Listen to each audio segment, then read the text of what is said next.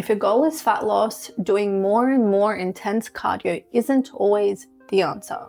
For most people, walking is actually a more powerful and sustainable fat loss method than traditional cardio.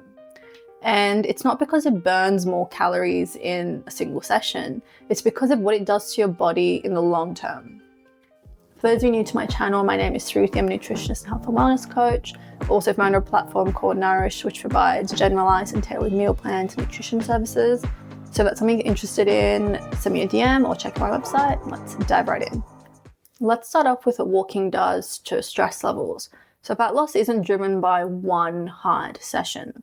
It's driven by total daily energy expenditure. High intensity cardio can be stressful and it can be good. By no means am I saying don't do high intensity workouts, things like that. It can be good, but it can spike fatigue, it can increase recovery demands, and it can reduce how much you move for the rest of the day.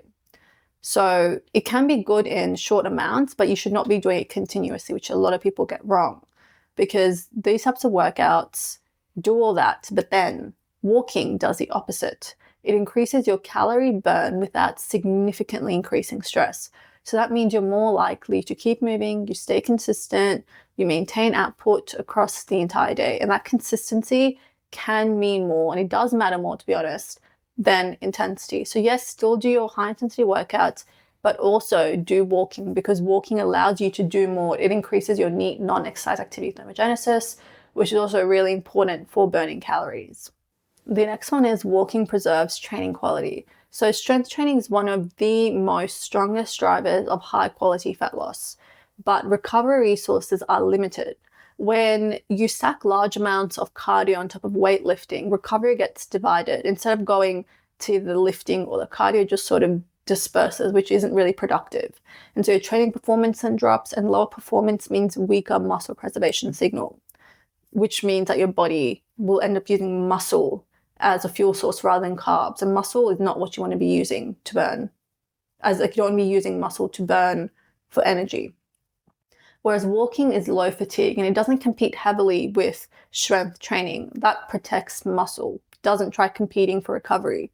And so protecting muscle protects your metabolic rate, because the more muscle you have, the more, you can think about it like a factory. The more factories you have, the more energy can be put into those factories. So carbs or fat can go into those factories to be burnt. So you burn more calories. This leads us to the next point of walking, targeting the biggest fat loss lever, NEAT, non-exercise activity thermogenesis. Most calories burnt actually come from NEAT, which, because of things like steps, standing, moving, arm movements, speaking, anything.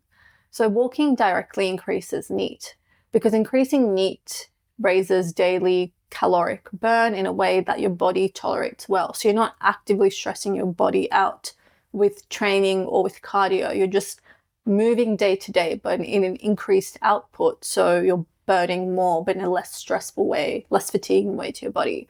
And so it's one of the easiest ways to widen the intake and output gap, which then triggers, without triggering a strong adaptation issue, because when your body adapts, your intake and output become closer, which then reduces your deficit. So you want to be able to keep those intake and output deficit large enough. The next one is walking improves insulin sensitivity. So short bouts of walking, especially after meals, lower blood glucose. They improve insulin sensitivity. They support better nutrient partitioning.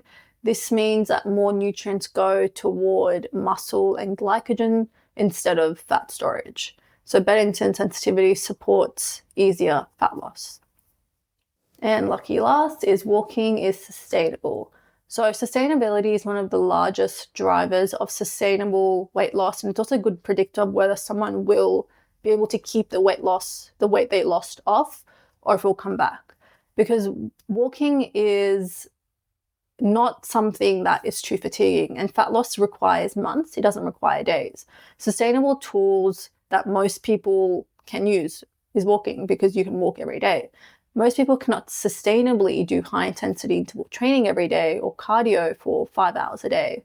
Obviously there are some people, but the majority of people can't. Whereas walking is easy to do and it's not really tiresome on the body, so it doesn't stress you out in the same way as high intensity workouts do. So what you can repeat consistently always beats what you can do occasionally. That's a really important thing to remember. Overall, walking works not because it's extreme, but because it's repeatable, it's low stress, and it targets a biggest driver of fat loss. So what you should be doing is aim for daily steps in a range that you can maintain, add short walks after meals, prioritize strength training first, and use cardio as a supplement, but not as the foundation to your fat loss. If you found this video useful, make sure to like it and share it with someone who really needs to hear this. And leave a comment below if you like this video, if you want what you want to see next. And yeah, wishing you all happy digestive systems. Until the next one.